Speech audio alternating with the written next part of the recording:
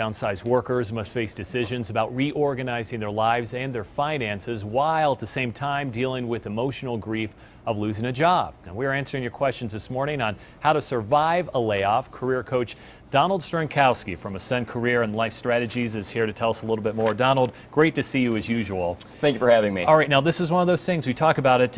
Hopefully the job market's kind of making its way back, but a lot of people still find themselves in a situation where they're laid off, some with years of experience, they have families. Yes. How do you deal with something like this? Well, workforce reduction is an ongoing event in Colorado and elsewhere, but a layoff can also be a wake-up call to a better job, perhaps a career change, reevaluation of one's goals, and maybe an opportunity to even gain additional skills.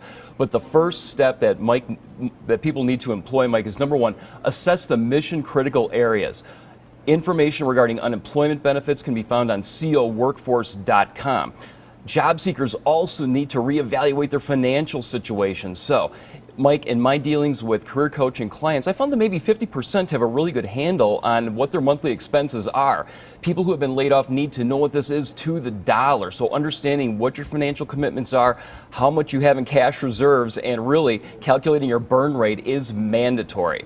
The second thing job seekers really need to do is manage their stress and emotions. This can be a stressful time, as you mentioned. Yeah, we talked about this because a lot of people, it's not just them. They're married, they got kids, you've been in a job for maybe years, decades, and all of a sudden, you know, especially I think for some of the men, or if you're the big breadwinner in the family, emotionally that can be tough because you're like, I'm not able to support my family. Right, it really can be tough, Mike. And as a matter of fact, I'm standing here before you today because I was laid off from my last position a number of years ago, and I took some time to really evaluate my goals. Now, I decided to start my own business. I know that's not an option for everybody, but the key here is to maintain control.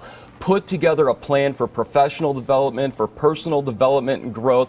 Really have a to-do list. Your job search should be your new full-time job. So have your daily activities chock full of one-on-one meetings, group networking, maybe some workshops, seminars, things of that nature. Stay busy and look at this period as your new full-time job, which is finding a job. Okay, so how about this? When you're finding a job, maybe you look for something else to do, maybe then the career path that you've been going. Is that true? Yes, this can be an outstanding time to embark on a career change. Some people find themselves the victim of a layoff because they're in an antiquated industry or an antiquated occupation.